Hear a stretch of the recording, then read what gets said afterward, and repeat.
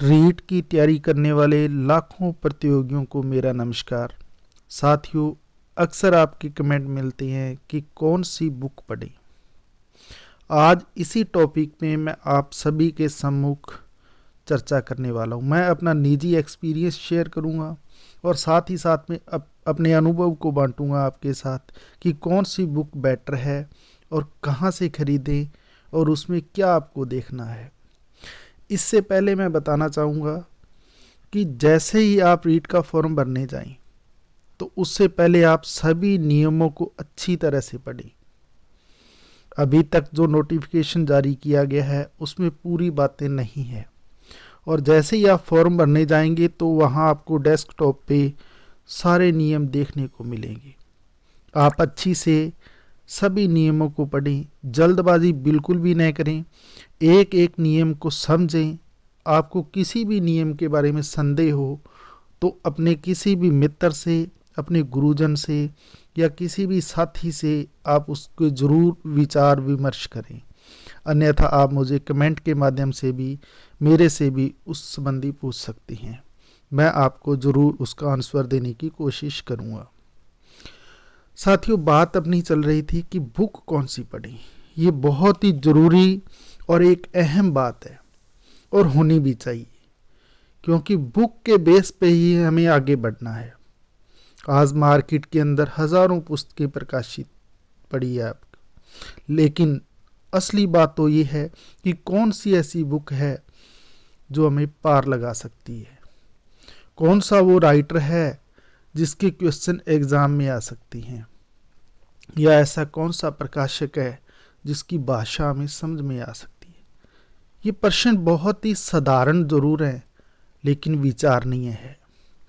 आज इन्हीं सभी प्रश्नों के उत्तर की कोशिश करूंगा और बांटूंगा अपने एक्सपीरियंस। तो सबसे पहले अपने बात करते हैं कि बुक कौन सी पढ़ी।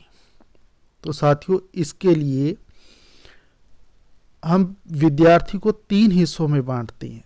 पहला आ जाता है वो विद्यार्थी जो पिछली रीट से लेके आज तक रीट की तैयारी में जुटे हुए हैं, या दूसरे शब्दों में कहें कि वो विद्यार्थी जो 2017 की रीट में बैठे, 2015 की रीट में बैठे, वहाँ कुछ पॉइंटों से रह गए, कुछ अंकों से रह गए, या फिर यूं को कि अंतिम क्षणों में वो अध्यापक बनने से वंचित रह गए। एक वो विद्यार्थी है। दूसरे वो हैं जब से इस रीट की 2021 रीट की बातें शुरू हुई है तब से पढ़ना शुरू किया, यानी 6 माह से 1 वर्ष। और तीसरे वो विद्यार्थी हैं जिन्होंने अभी अभी नोटिफिकेशन जारी हुआ, मार्केट में गए, कुछ बुकें परचेज कर ली या परचेज करने की सोच रहे हैं। तो हमें इन 3 हिस्सों में बांट के विद्यार्थी को आज डिस्कस करनी है कि कौन से विद्यार्थी कौन सी बुक पढ़ी। सबसे पहले मैं बताना चाहूँगा बुकों के बारे में कि कौन सी बुक अच्छी है और कौन सी नहीं है। साथियों, बुक कभी भी बुरी नहीं होती, सभी बुकें अच्छी ही होती है। कोई भी बुक ऐसी नहीं है जो ऐसी हो कि बिना किसी उद्देश्य की है, बिना किसी विद्यार्थी की आकांक्षाओं की पूर्ति करने की है। सभी बुकें अच्छी होती है, बट उन सभी बुकों में हमें एक चीज़ नोटिस करनी होती है कि हमारे लिए सबसे बेहतर परिणाम इनमें से कौन सी बुक दे सकती है। तो उसके लिए साथियों, आप बड़े बड़े टाइटल पे भ्रमित हो जाती हैं।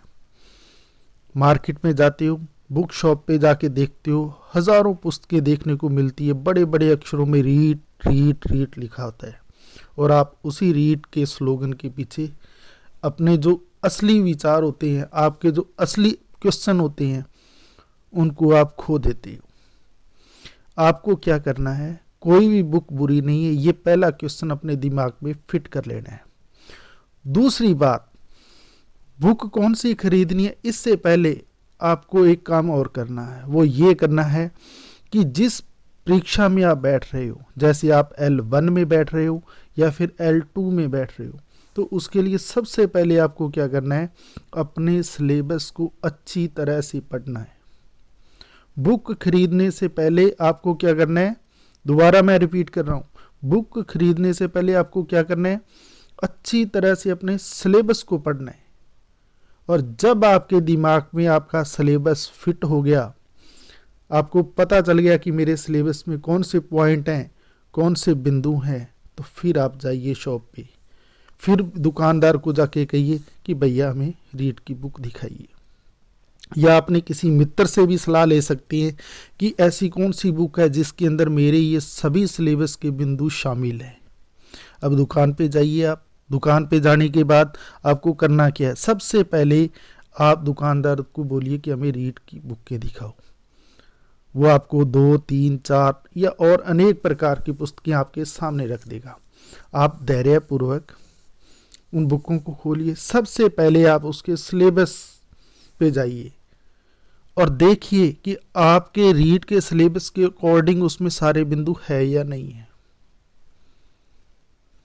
नोट कर लेना, टोटल बिंदु की कोशिश करना। और दूसरी बात, जैसे ही आपको लगे कि भाई इसमें सिलेबस तो सारा ही है, तो फिर आप जाना उसके अंदर के प्रश्नों पे, देखना कि उसकी भाषा कैसी, आपको समझ आ रही है या नहीं।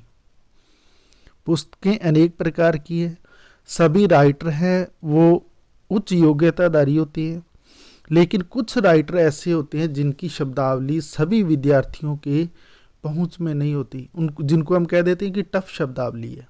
और कुछ ऐसी शब्दावली की पुस्तकें मिलती हैं जिन्हें विद्यार्थी बहुत इजीली समझ जाता है। तो आप दूसरा बात आपको ये देखनी है कि बुक है जो, वो आपको समझ कितनी का आ रही है उसकी। तो आपने बीच बीच में से 2 लाइनें 3 लाइनें पढ़ के देखी, आपको उसकी समझ कितनी आई, आपको पता उसका कितना चला। तीसरी बात ये देखनी है कि उसके अंदर कहीं गलतियां तो नहीं है। अब गलतियां नहीं है इसका आपको कैसे पता चलेगा? इसका एक ही तरीके से पता चलता है साथियों। वैसे तो सभी बुकें हैं वो गलतियों से रहित होती है, लेकिन फिर भी लिखने वाले, छापने वाले और उसको टाइप करने वाले वो भी इंसान ही होते हैं। और इंसान है तो गलतियां स्वाभाविक है, लेकिन मिनिमम होनी चाहिए। अब मिनिमम कैसे होगी? अगर अच्छा प्रकाशक होगा, अगर अच्छा राइटर होगा, तो उसमें गलतियां भी नाम मात्र की होगी, या यूं कहें कि आपको ढूंढने पे भी नहीं मिलेगी। और अगर कोई छोटा प्रकाशक होगा तो उसके पास पूरी व्यवस्था नहीं होती। जैसे राइटर ने तो अच्छा लिख दिया, लेकिन टाइप करने वाले ने बहुत सारी मिस्टेक्स कर दी, प्रूफ रीडिंग उसकी अच्छी से नहीं हो पाई, आनन फानन में उन्होंने मार्केट में उतारने के लिए बुक को छपवा दिया, छपाई के वक्त भी अच्छा मुद्रक नहीं मिला, इसकी वजह से वो पुस्तक है उसके कोई पेज आगे पीछे हो गए, या उसकी बढ़िया कटिंग नहीं हुई। तो इन वजहों से भी पुस्तक के ऊपर असर पड़ता है। तो आपको क्या करना है? आपको सबसे पहले सिलेबस के अकॉर्डिंग अपनी पुस्तक में वो सारे पॉइंट देखनी है कि है या नहीं।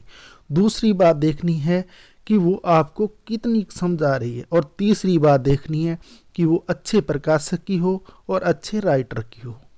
अब जब 3 ये बातें पूरी हो जाए तो आप निसंकोच उस पुस्तक को खरीद लीजिएगा और अपने पढ़ने के लिए चुन लीजिएगा। यहाँ एक बात और मैं बताना चाहूँगा, अक्सर विद्यार्थी भ्रमित कहाँ होते हैं। किसी साथी ने बोल दिया कि भाई मेरे पास तो ये पुस्तक है, इसमें तो पिछली बार 10 प्रश्न आए थे, ये देख इस पेज नंबर पे पड़े हैं, तेरे पास तो है नहीं, तू भी लेके आ। वो बेचारा दौड़ा दौड़ा जाता है और दुकानदार से पुस्तक खरीद लाता है। ऐसा बिल्कुल भी नहीं करना साथियों। क्यों? क्योंकि पुस्तक के अंदर से प्रश्न आने ही है, वो चाहे कोई भी पुस्तक हो। लेकिन आपको एक के बाद एक अत्यधिक पुस्तकें इकट्ठी करने से ज़्यादा आपको क्या करना है, जो पुस्तक आप पहले लाए हो उसको अच्छी तरह से पढ़ना है, उसके एक एक पॉइंट को पढ़ना है, उसके एक एक बिंदु का अध्ययन इस प्रकार से करना है कि वो किताब आपके दिमाग में छप चुकी है, उसके सभी बिंदु है जो वो आपको याद हो चुकी हैं। आप परीक्षा के लिए उसी बुक से तैयार हो सकते हो, सिवाय इसके कि एक के बाद एक मार्केट से रोजाना नई किताब खरीदी जाए। आप आराम से उस किताब को पढ़िए, एक एक बिंदु को आप अच्छे से समझ के नोटिस तैयार कर लें अपने, और इसके बाद आप क्या करें, उसका रिवीजन करें। अगर आप रिवीजन करोगे, उसी बुक पे ज़्यादा फोकस रखोगे, तो उससे आपको 2-3 फायदे हो जाएंगे। एक ये कि आपको हर बार पूरी किताब नहीं पढ़नी पड़ेगी। दूसरी बात, आपको सभी पॉइंट है वो एक एक करके आपके याद होते चले जाएंगे। तीसरी बात है, आपका रिवीजन होता रहेगा। तो यही वो बातें हैं जिनसे कामयाबी प्राप्त की जा सकती है, सिवाय इसके कि किसी के पीछे किसी की सुनी सुनाई बातों में नहीं आना। रोजाना नई पुस्तकें नहीं खरीदनी, रोजाना किसी और आपको ऐसे शेयर पे नहीं जाना जो अक्सर मार्केट में सुनने को मिलते हैं। भाई इस किताब से तो इतने प्रश्न आ गए, भाई उस अध्यापक के तो नोट्स बहुत बड़े हैं, अच्छे हैं, उसमें तो प्रश्न आएंगे ही आएंगे, भैया उस अध्यापक ने तो इतने टीचरों का सिलेक्शन करवा दिया। टीचर का उद्देश्य है सभी को ज्ञान देना, वो टीचर कर रहा है। लेकिन वहीं एक प्रतियोगी को, एक विद्यार्थी का हक है कि वो उसको कितना एक्सेप्ट कर रहा है, उसके बताए हुए रास्ते पे कितना चल रहा है, वो अपना टाइम कितना अपने अध्ययन को दे रहा है। और जो इस बात पे खरे उतरते हैं वो कामयाब हो जाते हैं, और उसका श्रेय फिर सभी को हिस्से में बंट जाता है, चाहे वो राइटर हो, चाहे वो उसका अध्यापक हो, मार्गदर्शक हो। तो साथियों, मैं आपको यही बताना चाहूँगा, मैं किसी भी एक बुक का नाम नहीं लूँगा कि आप कौन सी बुक लें। मैं यही कहूँगा कि जो भी बुक लें, बुक खरीदने से पहले अच्छे से उसको समझें, उसके सिलेबस को देखें, उसके बीच बीच में से 2-2, 4-4 लाइनें पढ़ के देखें कि आपको समझ में कितनी आ रही है। उसका राइटर और उसका प्रकाशक भी देखें, क्योंकि अच्छा राइटर और अच्छा प्रकाशक होगा वो आपको बेहतर सामग्री है वो उपलब्ध करवाएगा, इसमें कोई दो राय नहीं। तो इन 3 बातों का ध्यान रख के और ज़्यादा से ज़्यादा आप एक ही किताब खरीदें, और दूसरी किताब अगर आपको लगता है कि खरीदनी है तो वो खरीदें जो उसी की सहायक के रूप में आपके काम करे। ऐसा नहीं हो शुरू से लेके आप 10 प्रकाशकों की पुस्तकें इकट्ठी कर ली, अब 10 के किसी भी टॉपिक को आप पढ़ नहीं पा रहे हैं। तो इस बात को जरूर नोट करें। मेरा ऐसा अनुभव है कि ज़्यादा किताबें खरीदने की बजाय जो किताबें हमारे पास है, अगर उन्हीं को अपना समय दें और बड़ी ही ईमानदारी से अगर आप तैयारी में जुटो, तो कामयाब होने से आपको कोई नहीं रोक सकता। ये मेरा निजी एक्सपीरियंस है। मेरे पास पुस्तकें इतनी ज़्यादा नहीं है, लेकिन जो है उनको मैंने पढ़ा है, और यही बात मेरे हिसाब से मायने रखती है कि जो आपके पास है उसको ज़रूर पढ़िए। नहीं है, मार्केट में जाइए, अच्छी किताब परचेज कीजिए। लेकिन यहाँ एक बात मैं और आपसे शेयर करना चाहूँगा, वो ये है कि इसके अलावा भी साथियों और बहुत सारे स्रोत हैं। आप पुस्तक के अलावा भी जैसे नोट्स है, किसी अच्छे अध्यापक के नोट्स पढ़ सकते हो, बहुत सारी सोशल साइटें हैं वहाँ पे अध्ययन कर सकते हो, या फिर आज मार्केट में बहुत सारे ऐप चल रहे हैं जहाँ पे रीट की तैयारी करवाई जा रही है। तो साथियों, मैं सबसे उत्तम सलाह आपको यही दूंगा कि बुक को ज़्यादा से ज़्यादा टाइम दीजिए, क्योंकि एक अच्छे अगर आपके मित्र हैं तो वो आपकी पुस्तकें हैं। सामाजिक मित्र है ना, आपको एक बार के लिए, मैं सदा के लिए नहीं कह रहा हूँ, एक बार के लिए उनको आप भूल जाइए, उनका साथ छोड़ दीजिए। जो गली के मोहल्ले के आपके मित्र हैं, जो आपकी क्लास के मित्र हैं, उनको छोड़ दीजिए, किताबों को अपना मित्र बना लीजिए तब तक के लिए जब तक परीक्षा नहीं हो जाती। और जैसे ही परीक्षा हो जाए आप दोबारा से उन मित्रों से आप संपर्क साधिए। इसलिए मैं कहना चाहूँगा कि पुस्तकों को अपना पहला मित्र बना लें, और वास्तव में परम मित्र आपकी पुस्तकें ही हैं जो आपको पार लगा सकती हैं। उन पुस्तकों के लिए आप अपने गुरुजनों से, आप अपने मार्गदर्शकों से, आप अपने उन साथियों से जो रीट की तैयारी में लगे हुए हैं, बीच बीच में बातें करते रहिए, उन्हीं टॉपिकों पे बातें करते रहिए, कोई दो राय नहीं। लेकिन अपना अधिकतम समय पुस्तकों को दें, न कि ये सोशल साइटों को। हाँ, इनको कब टाइम देना है? आप सुबह से लगे हो, आपने 7 घंटे 8 घंटे पुस्तकों को दिए, अब 3-4 घंटे और अब आप देना चाह रहे हो और आपका शरीर थकान भर चुकी है, तो आप हेडफोन लगा लीजिए, कोई अच्छे वीडियोस देख लीजिए, किसी ऐप पे चले जाइए, रिवीजन कर लीजिए।